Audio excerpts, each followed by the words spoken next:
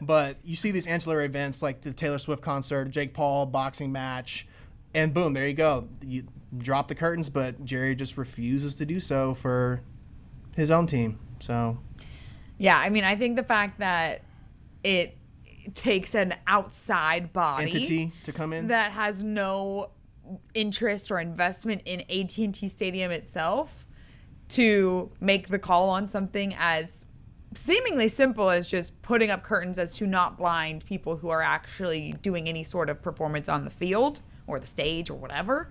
There have been, I mean, there you see it right there. Like, as a fan it's watching so distracting. the game, I have seen several instances of fans literally sitting in their seats like this throughout, at least, you know, for those afternoon kicks. It's like the first 2.5 hours of the game, they're forced to sit there like this.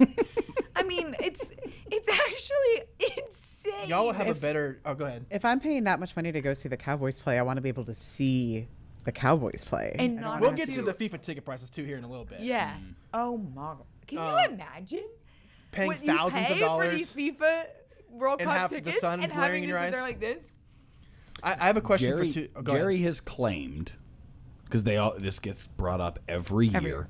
Inevitably, there's a game where the Cowboys get affected by it. CeeDee Lamb had it happen to him most recently and said after the game that he's in favor of curtains. And every time it comes up, Jerry and whoever the head coach is at the time, Jason Garrett with his famous, the sun's been here for 5 billion years, it'll be here for 5 billion more. There's always some retort. But what they always try to lean on, and what Jerry especially tries to lean on, is, oh, no, we can use this to our advantage. We can use this to our advantage. We can be strategic. Like it's the Boston Celtics back at the old Garden in the days when you knew where the dead spots were and you could direct them toward them. Yeah. But it hurts his team too. It. We've seen it. But that's exactly. It hurts your team. And listen, I will grant that anecdotally, we are all going to remember the times it hurts Dallas more than we're going to remember the times that it hurts the other team. Yeah. Because it's funnier when it hurts the Cowboys. It's their own stadium. It's more ironic. Yes. Yeah. Yes. It's your own stadium that is doing Not home you field in. advantage, right? So we're not going to remember as Vividly, yes, the times where it happens to the opponent. It would behoove the Cowboys to point and say, no. There was that time and that time and that time, and here's it. Like, prove it. Because otherwise, all it is just fodder for people to make fun of. They haven't done it because it doesn't exist. I'm not certain that it doesn't exist. Like, I'm sure there have been times where it's happened to other teams. I mean, even this season, they were playing the Commanders. I felt like there were a couple plays where I remember thinking, like, Marcus Mariota got distracted or blinded by the sun. I'm just saying, there have got to be instances of it because... But like Christian to your Parker, point. draw up a defense this season where hey, second quarter of a 3:25 kickoff, we can play cover 6 because we don't need to cover the middle of the field because the middle of the field is splashed with sunshine, and you're not going to be able to complete a pass there. Do it. If it's there, do it and prove it.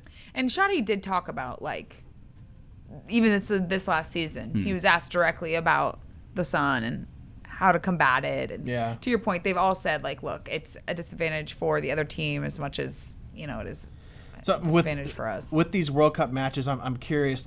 With the Cowboys games, I'm not sure where the sun, because there's a couple 3 p.m. kickoffs for the 3 p.m. games at Cowboys games. Does the sun peak in later in the game, or it's going to be harder to judge just based on time of year, right? That's true. Like the sun sets earlier in the fall and in the winter. Yeah, and 45-minute halves the for games a are soccer quicker. game, right? I feel like if a game went to extra time, it might be more of a factor then. Yeah, but like 3:45 in the afternoon. Because the reason why I bring it up is that they're only doing it for this one game because it starts at noon. Right. Or 6, excuse me. Because that's probably when sunset is. It's like between 6:30 and 7:30 when it actually would be coming down and like hitting that angle. Exactly. Yeah. And so then what's the date on that game?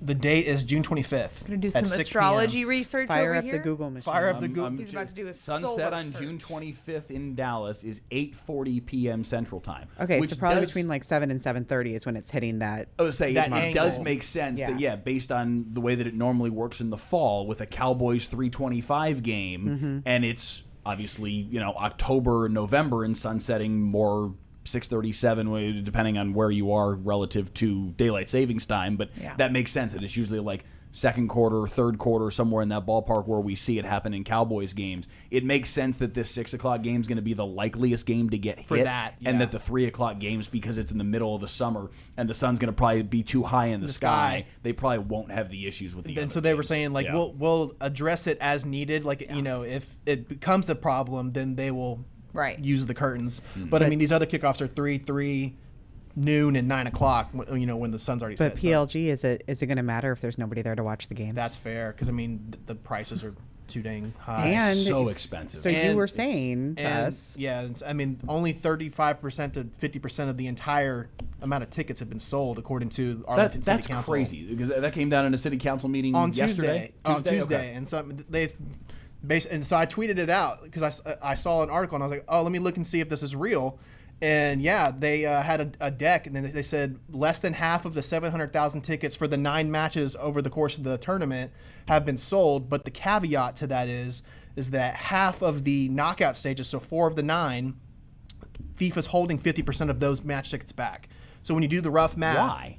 Because there's a potential for. So you go ahead, and then I'll give you what I think is what's happening. They're holding it back because they want to create artificial scarcity to keep the prices high, and they want to hold the tickets back until they learn what the teams are, and then release them then after the group stage is over, and then be like, oh, this game now costs $3,000 when you can buy them now for like $900 or whatever. So you're telling me FIFA's being shady? Oh, no way.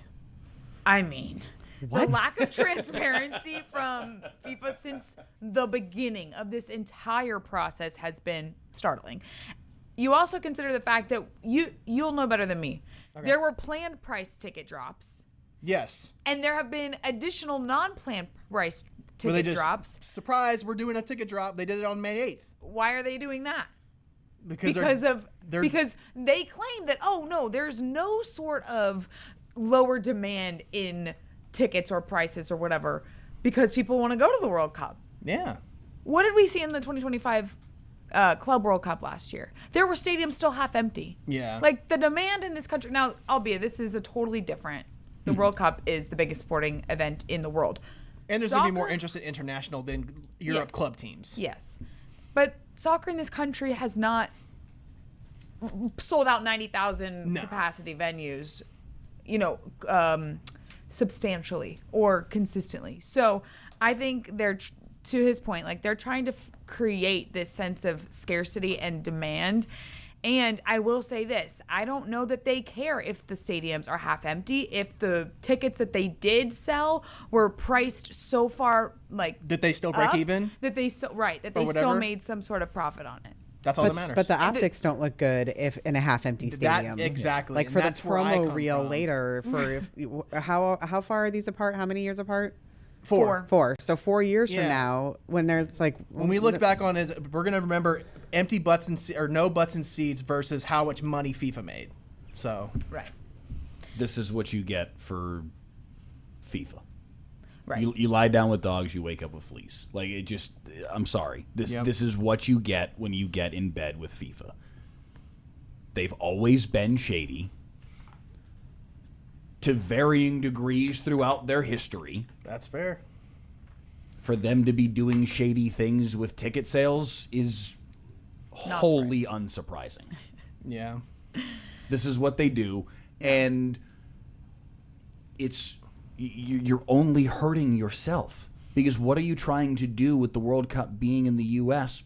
but foster another soccer market and build upon this sport within this country where it has been so difficult for generations for this sport to fully catch on. It's much more popular today than it was in 1994. And why is it? Right. And 94 was why. This was your opportunity to double down on that. Exactly. And if you're going to MLS undercut started yourself, because of the 1994 World Cup. And if you're going to undercut yourself and what are we make doing? it only accessible and you're to just the all you're uber doing is wealthy, alienating the soccer fans you already have and giving no incentive for anyone to come over. So